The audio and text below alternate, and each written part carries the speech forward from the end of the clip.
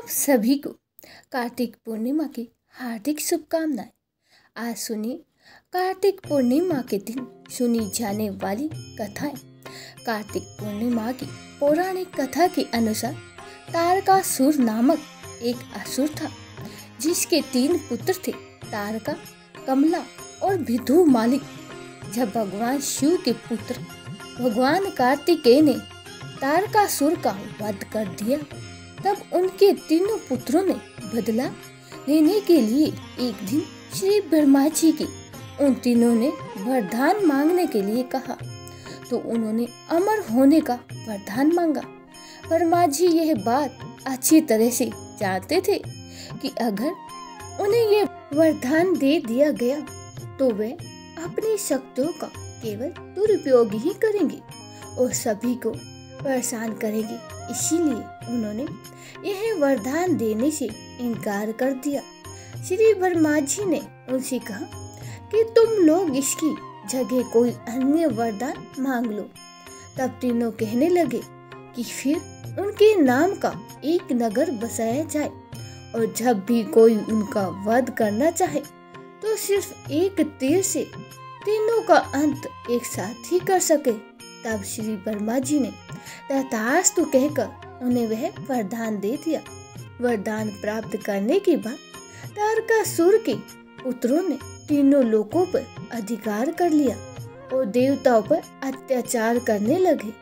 उनके अत्याचारों से परेशान होकर सभी देवतागण भगवान शिव की शरण में गए और तीनों का वध करने की प्रार्थना की। तब महादेव जी ने विश्वकर्मा जी से एक दिव्य रथ का निर्माण करवाया और सभी देवताओं ने अपना अपना अंश उस दिव्य रथ को प्रदान किया। तब उस दिव्य रथ पर सवार होकर भगवान शिव उन तीनों का वध करने के लिए निकल पड़े। देवताओं और राक्षसों के बीच भयानक युद्ध चल रहा था। युद्ध के दौरान जब तीनों राक्षस एक शीत ही में आए, जब भगवान अभिजीत मुहूर्त हुआ, उस समय भगवान शिव ने एक ही तीर से तीनों का वध कर दिया था। कहा जाता है कि तभी से भगवान शिव को त्रिपुरारी कहा जाने लगा है। उन तीनों के अत्याचारों से मुक्त होने की खुशी में देवताओं ने देव दिवाली मनाई, दीप जलाकर खुशियां मनाई। इसी कारण से कार्तिक पूर्णिमा को त्रिपुरारी पूर्णिमा और देव दिवाली के रूप से मनाया जाता है, क्योंकि जिस दिन भगवान शिव ने त्रिपुर नाम के राक्षस का वध किया, वह दिन कार्तिक पूर्णिमा का दिन था। अब सुनिए भगवान विष्णु के मत्स्य अवतार की कथाएं। मान्यताओं के अनुसार एक बार प्रतापी राजा, जिसका नाम सत्यव्रत था, कर्तमाला नदी में स्नान कर रहा था। स्नान के पश्चात जब सूर्य देव को तर्पण के लिए उसने अपने हाथ उठाए, तो उसकी अंजलि में एक छोटी सी मछली आ गई और राजा सत्यव्रत ने मछली को पुण्य नदी में छोड़ दिया। लेकिन तभी वह मछली बोल उठी, हे राजन, इस जल में बड़े बड़े जीव रहते हैं जो छोटे छोटे जीवों को मारकर खा जाते हैं। कृपया मेरे प्राणों की रक्षा कीजिए। तब सत्यव्रत के हृदय में उस मछली के लिए दया उत्पन्न हुई और वह उस मछली को अपने कमंडल में रखकर अपने घर ले आया। और अगली सुबह जब सत्यव्रत की नींद से उठा, तब मछली का शरीर इतना बड़ा हो चुका था कि कमंडल भी छोटा पड़ने लगा। तब मछली बोली, हे राजन, मेरे रहने के लिए कोई और स्थान हो तो कृपया ढूंढिए, मैं इसमें अब नहीं रह पा रही हूँ। तब राजा ने मछली को कमंडल से निकालकर पानी के बड़े मटके में रख दिया। रात भर मटका भी मछली के लिए छोटा पड़ने लगा। ऐसा करते करते मछली का आकार इतना बड़ा हो गया कि उसे सरोवर में डालना पड़ा, और जब सरोवर भी छोटा पड़ गया तो उसे समुद्र डाल दिया। और अब आश्चर्य की बात है कि विशाल समुद्र में भी मछली के लिए छोटा पड़ गया। तब राजा सत्यव्रत ने बड़े ही विनम्र स्वर में कहा और पूछा कि आप कौन हैं जिन्होंने सागर को भी डुबो दिया। तब विष्णु भगवान ने उत्तर दिया कि मैं हयग्रीव नामक दैत्य के वध के लिए आया हूँ, जिसने छल से वेदों को चुरा लिया है और उसके कारण ही जगत में चारों ओर अज्ञानता और अधर्म फैल गया है।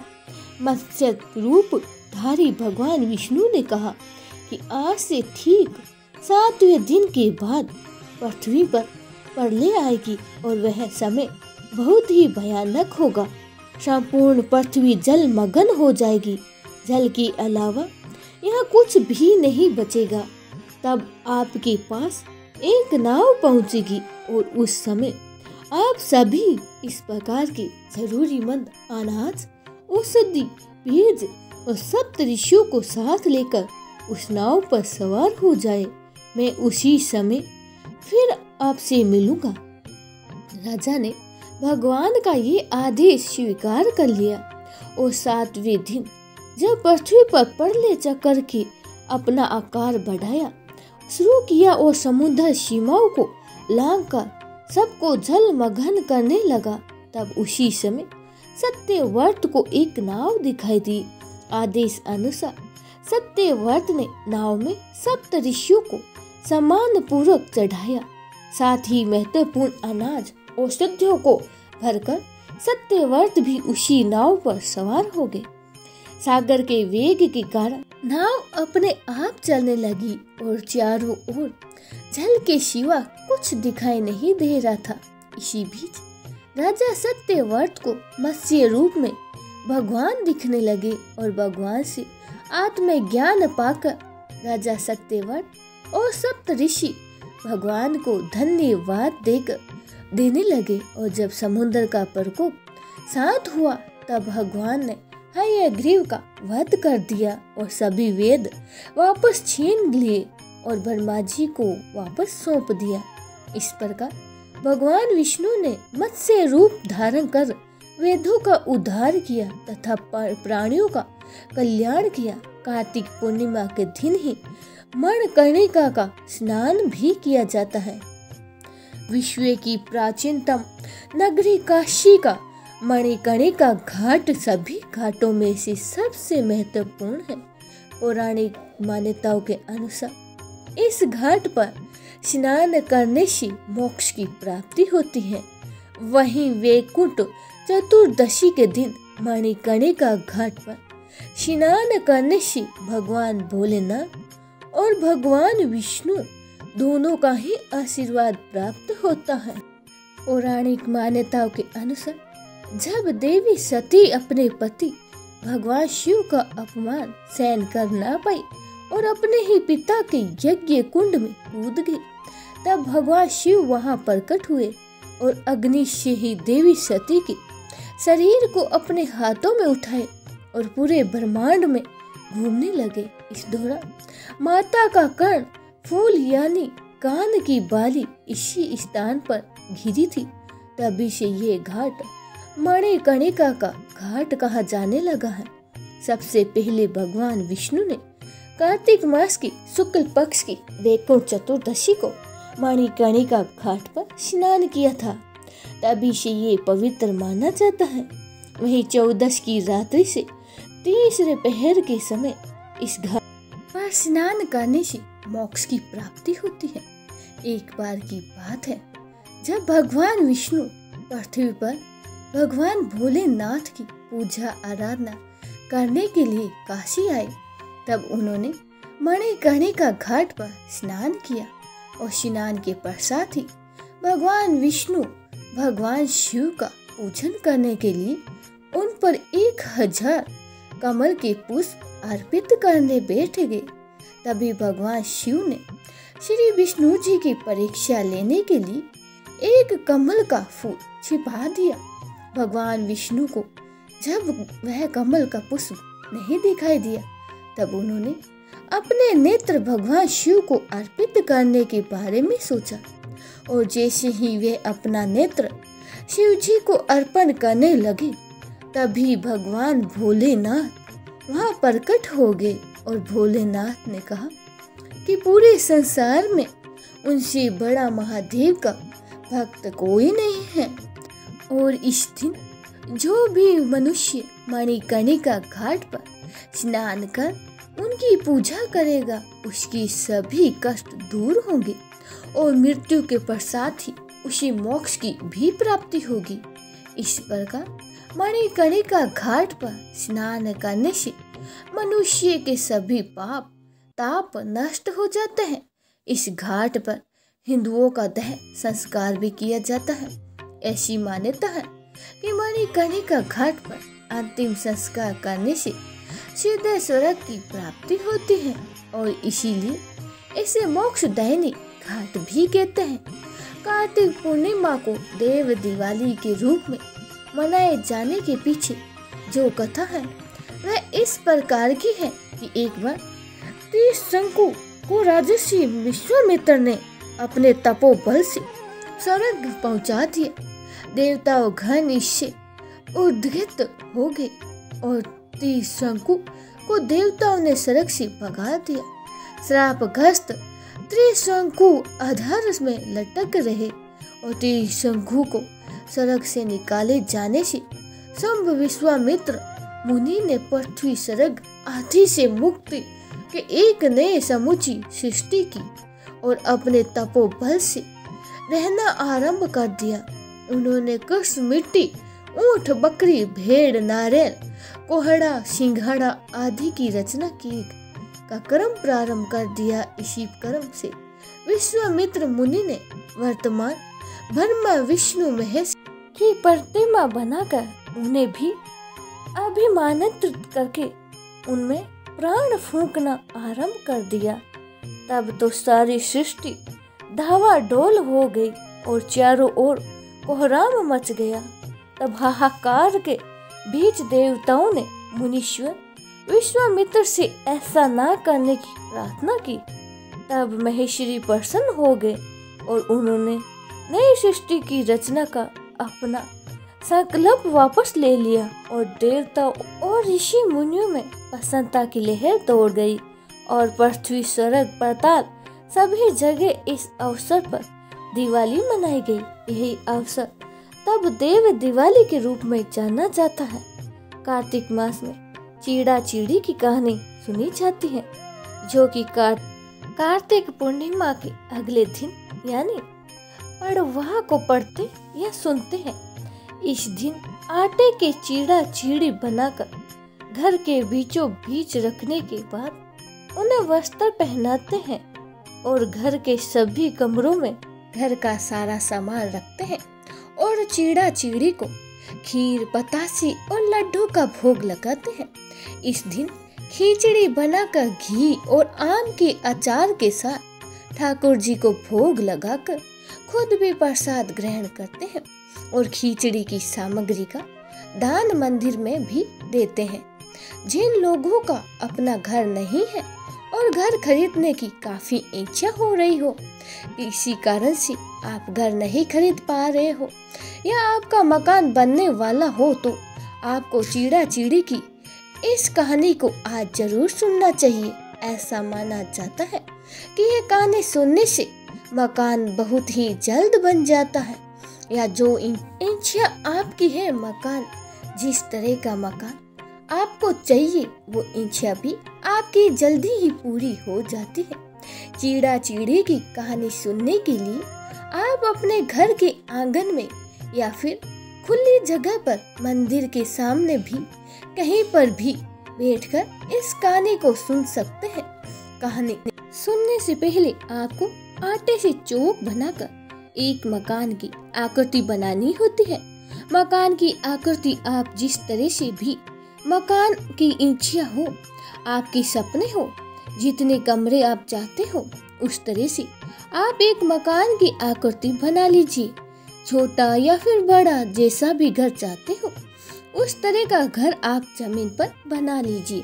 फिर आटे को गूंथकर उसमें आपको नमक या हल्दी नहीं डालनी है, केवल सादे आटे को ही पानी से गूंथकर आपको चीड़ा चीड़ी का एक रूप बनाना है। केवल आकृति बनानी है लगना चाहिए कि आपने चीड़ा चीड़ी बनाया है। तो चीड़ा चीड़ी की आकृति बनाने के बाद आप उसे जो मकान अपने जमीन पर बनाया है या आकृति बनानी है उसकी ठीक बीचों बीच आपको रख देना है। अब आपने आटे से जो भी कमरे की आकृति बनाई है, जितने भी घर बनाए हैं, आपने उस आकृति में सभी में आपको कुछ ना कुछ भरकर रखना होता है, खाली नहीं छोड़ना होता है। तो आप इन कमरों में खीर पतासे रख सकते हैं। एक दिया जलाकर आपको घर के बीचों बीच चीड़ा चीड़ी के सामने रखना है। पूजा करने के लिए आपको 4 मिट्टी के दीपक भी चाहिए हो सकते हैं तो घी के दीपक जलाए, नहीं तो आप तेल के ही दीपक जला सकते हैं। 5 दीपक में से एक दीपक तो आपने चीड़ा चीड़ी के सामने रखना है, यानी घर के बीचों बीच रखना है। बाकी आप चारों कोनों में, चारों दिशाओं में एक एक दीपक जलाकर रखें। इस समय चीड़ा चीड़ी को खिचड़ी का भोग लगाना चाहिए। तो खिचड़ी आप मूंग दाल की ही चाहे हरी हो या पीली दाल की हो, पर खिचड़ी मूंग दाल की ही बनाकर रखें और सभी को तिलक लगाएं। जितने भी कमरे आपने बनाए हैं उन सभी का तिलक करें और घर के मुख्य द्वार पर आपको तिलक लगाना है। जो आकृति बनाई है उसके मुख्य द्वार पर आपको तिलक लगाना है। सभी का पूजन करने के बाद ही आपको चीड़ा चीड़ी की कहानी सुननी चाहिए। चीड़ा चीड़ी की कहानी इस प्रकार है कि एक बार 4 चिड़िया थी, चारों कार्तिक स्नान करती थी। पड़वा आने पर चारों ने सोचा कि चलो खिचड़ी बनाए। एक चिड़िया चावल लेकर आई, एक चिड़िया दाल लेकर आई, एक चिड़िया घी लेकर आई और सबने मिलकर खिचड़ी बनाई। सबने सोचा कि पहले कार्तिक स्नान कर ले, नहाकर आ जाएं, फिर सब साथ बैठकर खिचड़ी खाएंगे। तो पहले एक चिड़िया स्नान करके आई, उसे जोरों की भूख लग रही थी, लेकिन बाकी चिड़िया अभी तक स्नान करके वापस नहीं लौटी थी। तो उसने खिचड़ी की भाप खा ली, यानी भाप सूंघ कर अपना पेट भर लिया। और दूसरी चिड़िया आई, उसे भी भूख लगी थी, तो उसने पानी पी लिया। और तीसरी चिड़िया ने खिचड़ी खा ली और चौथी चिड़िया ने बची हुई खुरचन खा ली। कुछ समय के बाद चारों चिड़िया मर गई। जिस चिड़िया ने भाप खाई थी वह तो राजा के घर राजकुमारी बनी, और जिस चिड़िया ने पानी पिया था वह कुमार की लड़की बनी थी। जिस चिड़िया ने खिचड़ी खाई थी वह अगले जन्म में ब्राह्मण की लड़की बनी थी, और जिस चिड़िया ने खुरचन खाई थी वह हथनी बनी थी। अब कुमार की लड़की राजा के यहाँ दासी बन गई और ब्राह्मण की लड़की राजकुमारी की सहेली बनी। हथनी भी राजा के यहाँ पर थी और राजकुमारी को पिछले जन्म की सारी बातें याद थी। राजकुमारी का विवाह हुआ। जब वह विदा हो रही थी तो राजा से बोली, पिताजी मैं अपनी सहेली और दासी को भी साथ लेकर जाऊंगी। राजा ने कहा, ठीक है ले जाना। राजकुमारी फिर नहीं गई। तो राजा ने पूछा, अब तुम्हें और क्या चाहिए? तो वो बोली, पिताजी मुझे हथनी भी चाहिए। तो राजा ने अपने नौकर को हथनी को लाने भेज दिया, क्योंकि वह हथनी किसी के बस में नहीं आती थी, किसी के कहे अनुसार नहीं चलती थी।